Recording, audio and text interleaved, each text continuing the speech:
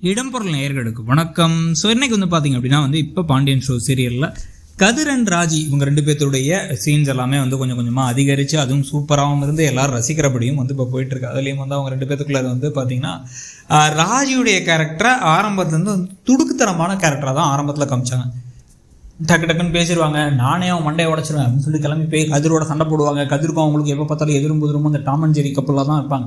So அதுக்கு பிறகு இவங்க ரெண்டு பேரும் ஜோடி சேர்ந்ததுக்கு பிறகு பார்த்தீங்கன்னா ஒரு கொஞ்ச நாள் கிட்டத்தட்ட ஒரு 2-3 வாரத்துக்கு மேலே எப்போ பார்த்தாலும் அழுதுகிட்டே இருப்பாங்க. முஞ்சி தூக்கி அழுதுகிட்டே இருப்பாங்க, வாயை திறந்து பேச மாட்டாங்க, தைரியமாக பேச மாட்டாங்க, எதுவுமே சொல்ல மாட்டாங்க. அந்த கேரக்டர் அப்படி தான் இருந்துச்சு. அந்த கேரக்டரில் நடிக்கிறவங்களுடைய இயல்பான ஒரு ஜாலியான கேரக்டரே மாற்றின மாதிரி இருந்துச்சு கதையை பார்க்கும்போது. இப்போ திரும்பி பழையபடி ட்ராக் வந்துட்டாங்க. தைரியமாக டக்குன்னு முடிவெடுத்து அவங்க போய் அந்த கோர்ட்டில் அந்த போலீஸ் ஸ்டேஷனில் கேஸை கொடுத்து இப்போ கதிரை மீட்டு கொண்டு வந்ததாகட்டும், கதிரையும் மிச்சம் 2 பேரையும் செந்தில் சரவணெல்லாம் மீட்டு கொண்டு வந்ததாகட்டும். இங்கேயும் பார்த்தீங்க அப்படின்னா இப்போ சண்டை போட்டுட்டு இருக்கும்போது இந்த கோலத்தை அழைச்சி பிரச்சனையாகி கதிரும் குமரவேலும் சண்டை போட்டும் போது டக்குன்னு கதிர் கையை பிடிச்சி, வா நீ என்ன ரவுடியா, அவனை போய் ரவுடின்னு இருக்கிற, நீ மட்டும் ரவுடி தானே பண்ணுற, எதுக்கு தேவையில்லாத வேலை பார்க்குற அப்படின்லாம் சொன்னதெல்லாம் நடந்தாச்சு. இப்போ தான் பார்த்தீங்கன்னா அடுத்து பார்த்தா கோலம் கலைஞ்சிருக்கு, குளத்தை கலைச்சிட்டானே அவன் அப்படின்னு சொல்லிட்டு அனுப்பிவிட்டு இவரே கோலத்தை போடுறதுக்கு ஹெல்ப் பண்ண போகிறாரு. ஹெல்ப் பண்ணிவிட்டு இதில் வேற கையை வேற பிடிச்சிருந்தாங்க வேற. இப்போ இந்த சமயத்தில் டக்குன்னு அங்கே மீனா வேற கிண்டல் பண்ணுற சம்பவங்கள்லாம் ஒரு பக்கம் நடக்க போகுது. இதுக்கு பிறகு அவங்களுடைய கேரக்டர்லேயே நிறைய மாற்றங்கள் கொஞ்சம் கொஞ்சமாக பாராட்டுறது. ஏற்கனவே இவருக்கு சமைச்சு ஏதாச்சும் கொடுக்கறது, அவர் இவங்களுக்காக சம்பாதிச்சுட்டு வரங்கிறது அப்படின்ட்டு கணவன் மனைவியாக மாறினதுக்கு பிறகு எனிமீஸாக இருந்து கணவன் மனைவியாக மாறினதுக்கு அப்புறம் பேசாமல் இருந்து இப்போ பார்த்தீங்கன்னா நிஜமான கணவன் மனைவியாக கொஞ்சம் கொஞ்சமாக நெருங்கிட்டு வந்துட்டு இருக்காங்க. ஒரு காதலர்களாகவும் நெருங்கிட்டு வர ஆரம்பிக்கிறாங்க. ஏன்னா இப்போவே ராஜி அவர் ஏதாச்சும் ஒன்று பண்ணார் அப்படின்னா சந்தோஷப்படுறாங்க. ஒரு மாதிரி மனசில் அவங்களுக்கு ஒரு பூரிப்பு வருது.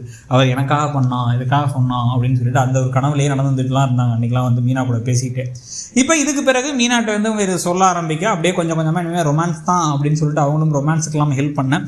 இப்போ இவங்க நெருக்கமாகிற சமயத்தில் கண்டிப்பாக ஒரு பெரிய பூகம்பமாக ஏதாச்சும் ஒரு பிரச்சனை வரதுக்கான வாய்ப்புகள் இருக்குது. அது அந்த கண்ணன் திருப்பி வராரா, இல்லை தங்கமயில் வந்ததுக்கப்புறம் வரக்கூடிய பிரச்சனைகள், சண்டைகள், சச்சரவுகள்னு வரப்போதா அப்படிங்கிறத பார்க்கணும். ஏன்னா 2 கப்பில் இந்த ஒரு கப்பில் பார்த்திங்க அப்படின்னா 2 பேர் ஒரு எதிரும் புதிருமாக சேராக வரும்பொழுது ஏதாச்சும் பிரச்சனையை கொடுத்துட்டே இருப்பாங்க சீரியல்லாம். அந்த மாதிரி என்ன பிரச்சனை வரப்போகுது, ஒருவேளை சரவணனுடைய கல்யாணத்தை நிறுத்துறதுக்கு வேறு ஏதாச்சும் முயற்சிகளில் ஈடுபடலாம் அப்படின்னு சொல்லிட்டு அந்த எதிர்த்த வீட்டில் இருக்கவங்கலாம் பண்ண அந்த சமயத்தில் இவர் ஏதாச்சும் கடுப்பாகணும் பிரச்சனைகள் வரப்போதாங்கிறத பார்க்கணும்.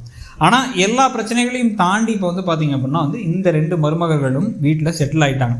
இதுக்கு பிறகு பார்த்தீங்க அப்படின்னா தங்கமயில் இந்த வீட்டுக்கு எப்படி மிங்கிளாக போகிறாங்க. தங்கமயில் நிறைய பொய்கள் சொல்லி இந்த உள்ளார வரதுனால டிஃபென்சிவாக இருப்பாங்க. இதெல்லாம் ஐயோ நம்ம ஏதாவது கேள்வி கேட்டால் டக்கு டக்குன்னு ஏதாச்சும் ஒன்று பதில் சொல்லிடணும், நம்ம மற்றவங்க வாயடைக்கிற மாதிரி பேசிடணும், நம்மளை கேள்வி கேட்க விடக்கூடாதுன்ட்டு அவங்க அம்மாட்ட கற்றுக்கிட்டு அதை வேற பண்ண ஆரம்பிப்பாங்க. அதை மீறி அவங்கள பற்றி பிரச்சனைகள்லாம் வெளில தெரிய அதுலேயும் அதுக்கப்புறம் அவங்கள மன்னிச்சு ஏற்றுக்கிட்டு அதுக்கப்புறமா எல்லாரும் ஒரு குடும்பமாக இருக்குது. அப்போ என்ன மாதிரி பிரச்சனைகள் வரப்போகுது தான் கதை போகுது. ஸோ நீங்கள் என்ன நினைக்கிறீங்க, அந்த கதை இப்போ எப்படி போகுதுன்னு நினைக்கிறீங்கிறத சொல்லுங்கள். தேங்க்யூ. இடம்பொருள் நேயர்களுக்கு வணக்கம்.